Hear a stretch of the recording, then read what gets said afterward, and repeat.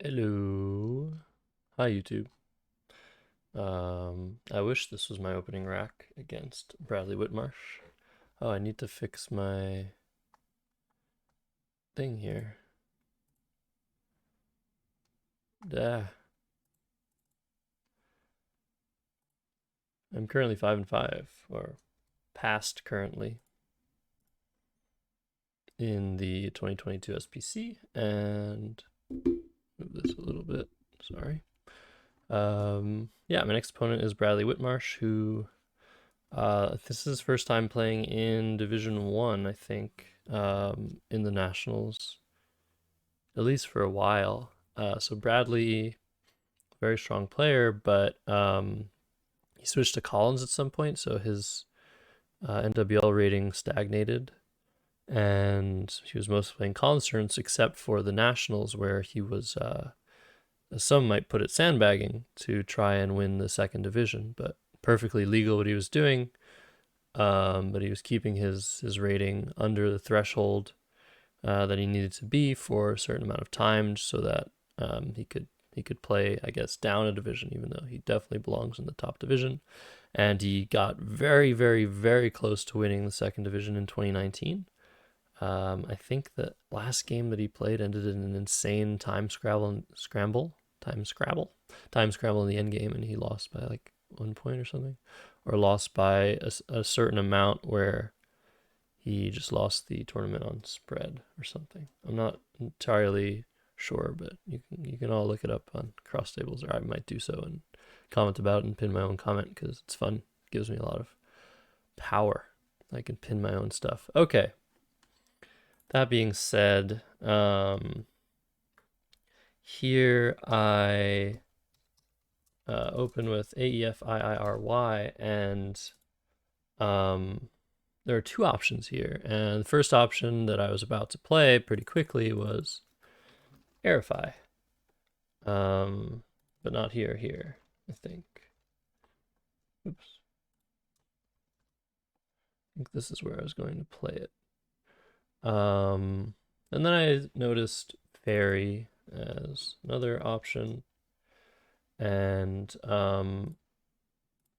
yeah, I decided to play Fairy because even though I thought that I'm just having a lot of trouble here. Let's take all these plays out again. Even though I thought that Fairy had a lot worse of a leave, EI versus just I thought that the defensive merits of Fairy were not to be understated, versus Aerify, where after Aerify, lots of 7-letter words will fit that wouldn't fit after Fairy, giving an extra letter to play through, an E, floating E. Also giving overlapping possibilities by putting a vowel next to a double letter score. That might score well. And yeah, after this game, I actually talked about the position, just the opening position, to a lot of like grandmaster or top players from around the room and around the world about the position, and pretty much all of them said no, play Aerify. And I was like, yeah, I would normally do that. For some reason, I just decided to play Fairy this time and keep more vowel heavy leave, which I usually don't do. But it's sort of trending right now in the Scrabble leave metagame that vowels aren't as bad as we thought they were. I usually disagree with that statement. I actually don't like vowels as much as a lot of top players. But here, yeah, I just decided to play Fairy. I'm not even going to sim it because I know that the simulation tells me that Fairy is a mistake. And I should have just gone with my original instinct.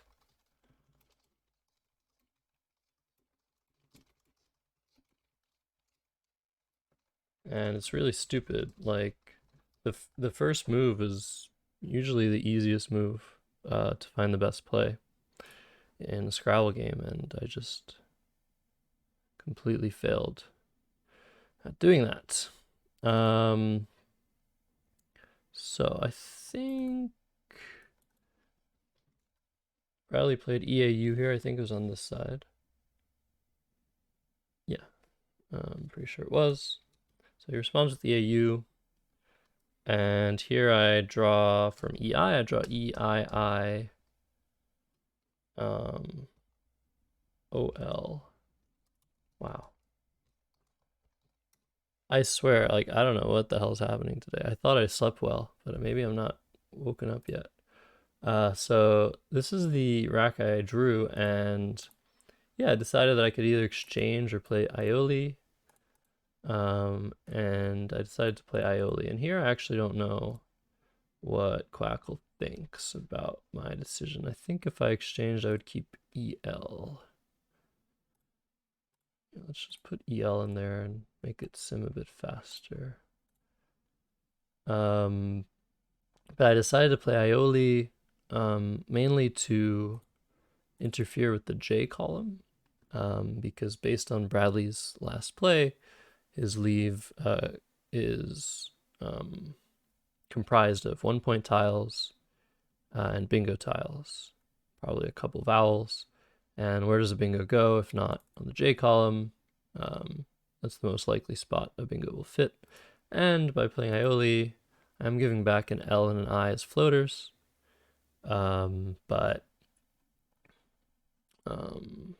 it didn't seem problematic to give back the scoring spots. Floaters are definitely an issue. As you can see, opponent next turn bingoes almost as much after Aioli, but there's a significant decrease, I guess, in bingo chances. And if you consider a range of tiles that Bradley might have after his play of EAU, the bingos being blocked actually become more significant. So I was happy with this play. Not happy, but I was content with it over exchanging. And yeah, I might do it again. But here Bradley plays Tormenta 63. Oh no, 65. Okay, so maybe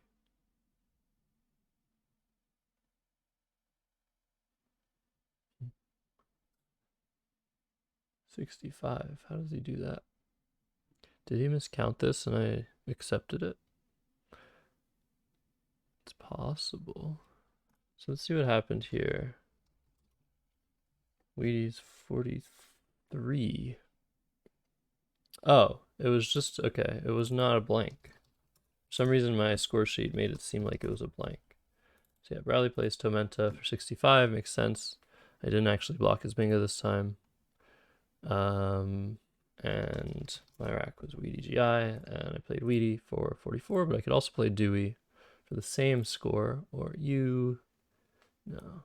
Yeah, I remember this position. It was between Dewey and Weedy. They both score 44, and the question was, which is better? Do I keep more vowels again, or do I just keep the G and the I? The N is actually a decent lane, I guess, when you're thinking about plays that leave GI. And the difference between Dewey and Weedy is that Weedy sets up potential huge plays from the E.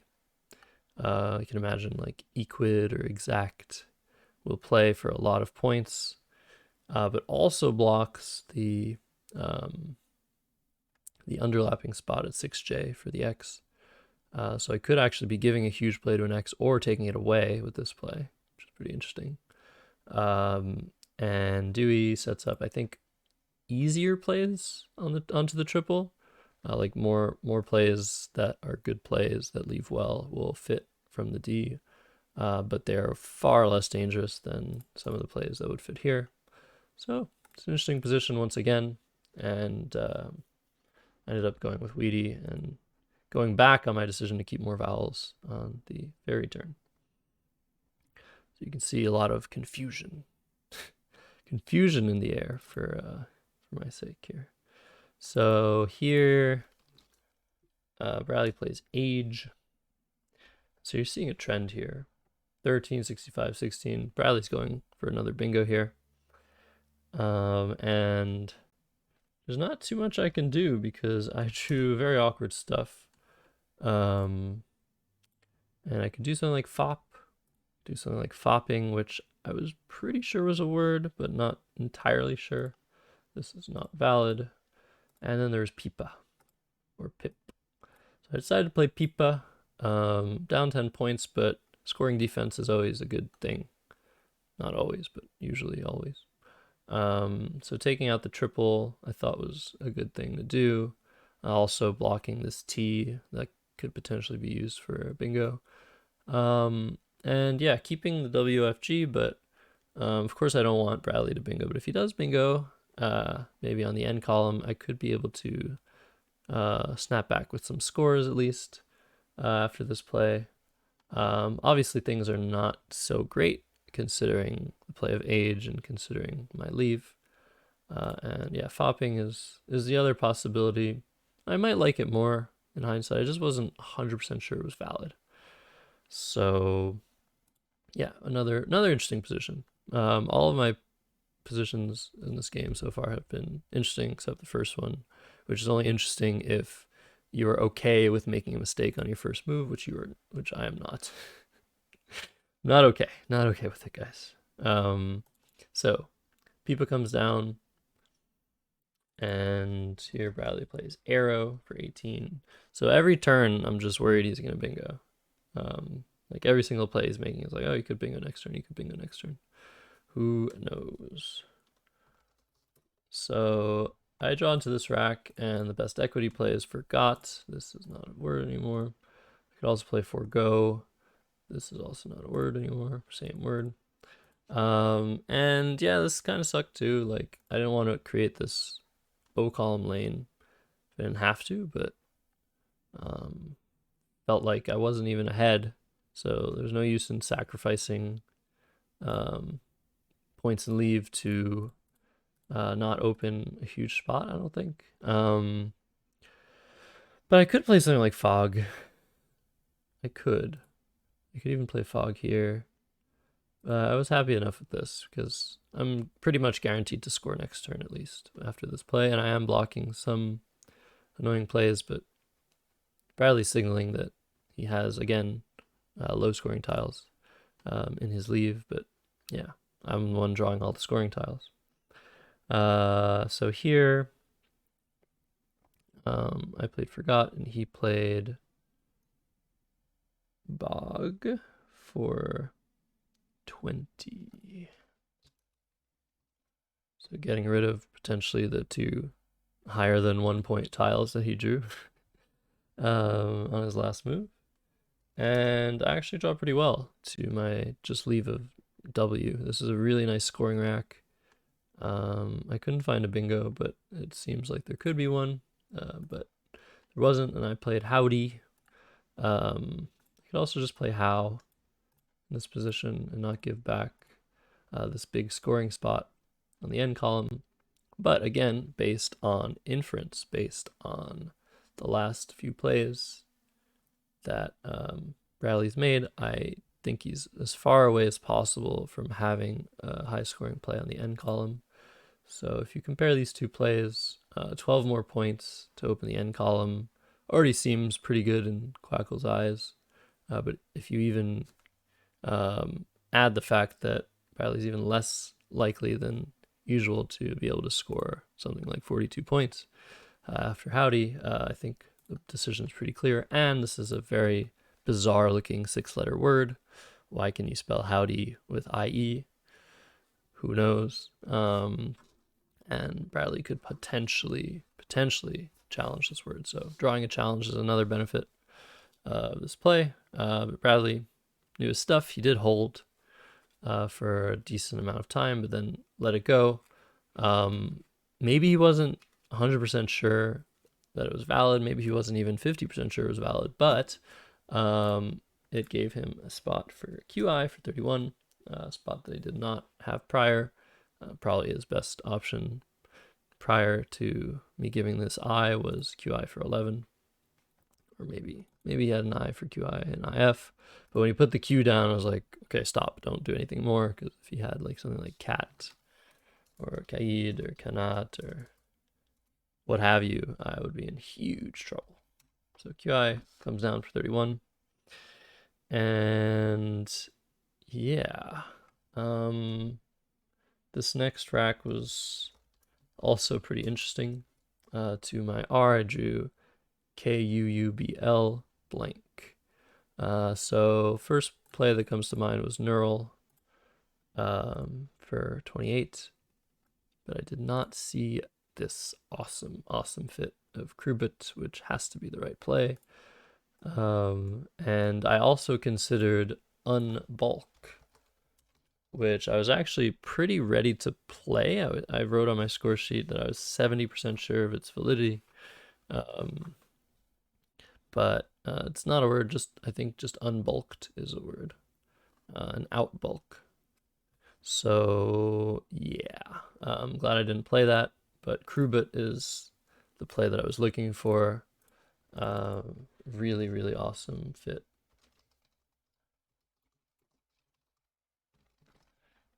Gets rid of both U's. But Neural is fine in its own right. It blocks more, blocks this E. Yeah, after Krubit, this E is actually the best bingo lane on the board.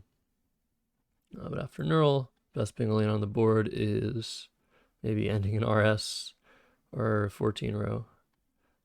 So there's some benefit to Neural.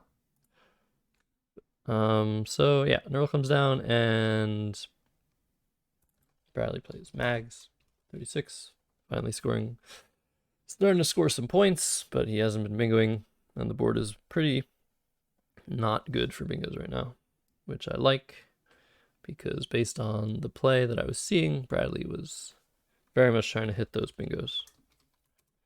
So I draw the second blank here, and I could just play put. I don't know why I didn't see that. So I don't want to play hub, but I played drub. Played drub for 20. I guess this is fine because, yeah, this is fine because the H is actually really nice on closed boards. I can score decently well with it no matter what happens.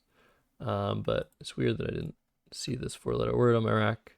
It could be fine to play it here, although that does create this T floater. But it doesn't create any hooks because ABO is not valid in the lexicon we're using. But yeah, but for 23 maybe. That does, actually no, I don't like that. That creates 15 row madness, like words ending in XE, or is that even possible? Are there any words ending in XE? But obviously words ending in ZE are a big concern. So I'm happy with drub. Even though it does create some spots here to use. So here, Bradley plays Vino for 13 points. And yeah, this was weird because I drew Jot and just did not see a play here that didn't use a blank. And so I kind of have to leave this V open, which I don't like because now that I have both blanks, I'm in really nice position. If Bradley ever bingos, I should be able to bingo back. But yeah, this was kind of a bizarre situation, but I decided to block the 14 row and just brace. If he does have some lucky triple, I can still potentially come back from that, but probably not. But luckily, Bradley didn't have anything, and he played Acai, for 12, and that gave me all I needed with this rack. There's like incredible amounts of bingos here. I did see a Collins only bingo, Collins only triple here, of Achieve. But I didn't see a valid triple. Let's see if I missed something. No, I had Cheviots for 101, but I didn't miss a triple, luckily for me. So yeah, here I played Catchier. I think I just decided to play something. I was a little bit low on time. put the C on the triple lane. I didn't like putting this R out here. There are probably some better plays here.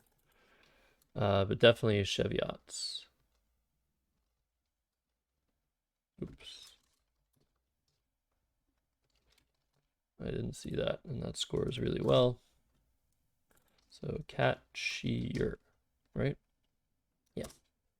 94 points, and again, the only way I can lose now is a triple-triple, but if I had played Cheviots, I can't lose. So that's a huge mistake. Because he can now triple-triple and win the game. So luckily he doesn't have anything. He plays Relic for 15. I'm starting to think he didn't play Vino, or I thought he did, but we'll see. Here I played Zonal. How did I do that? Zoeel, okay. Oops. Zoeel. What?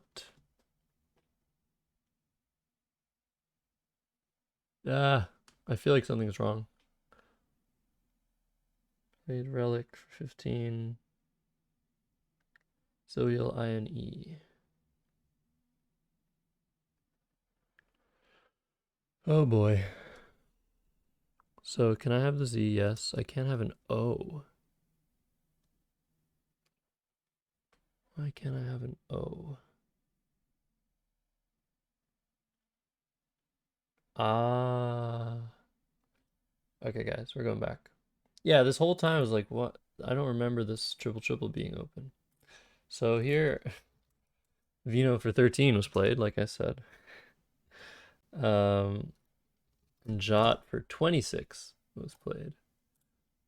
I don't actually know what my last rack was, or last letter was here. But I played Jot in Jaegers, I think. Anyways, okay, Jot. Then he plays Acai, and then I play Catchier. Okay, I feel better now, but that I didn't miss Cheviots. Yeah, it's kind of weird that I don't think I should have missed that if it was possible. Okay, Relic, Zoil. There you go. So I have Zoner here, but decided that Zoil was a better play. This doesn't give back any triple stuff with the Z and blocks all these lanes. So Zoil. And Band comes down for Bradley. I don't know what his letters were. Let's put that blank. And I have this rack with one tile unseen, and I don't know if I made the right play. You might be able to determine what I played from my from the way I entered my rack. But yeah, I have a couple options. I can just play X. Could also play X signs. I didn't know. Like, felt like the likeliest letter that was unseen here. What the hell? Likeliest letter that was unseen here was the V. So I knew that if I played X scenes like I did, I drew the V, I'd only have one spot for it. And I would get V stuck. So that's not something I wanted to do. So yeah, I don't really know what the right play is here. It could just be playing X. That way I don't get V stuck. I was trying to do some math and didn't really have much time, so I just dropped down X scenes and just hoped that I would get lucky and not draw the V. And indeed, I drew the best letter unseen to me, which was the E. And Bradley makes the best endgame play. There's actually 1, 2, 3, 4, 5, 6, 7, 8 8 endgame plays that are equal there. That's pretty cool. And I play N for 11 and the game is over. Okay, there we go. 458 to 78. Really good win. Sorry about the mistake earlier. Unedited.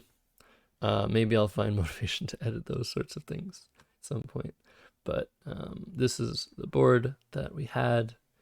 I don't know what my last letter was here, but it could have been a C, and it could have been a vowel. Could have been an I or an E. So yeah, that's it. Hope you enjoyed. After this, I'm 6-5, and I'm still pretty miserable, but every game that I win makes me slightly happier. I hope it makes you guys happy too. All right, catch you guys next time.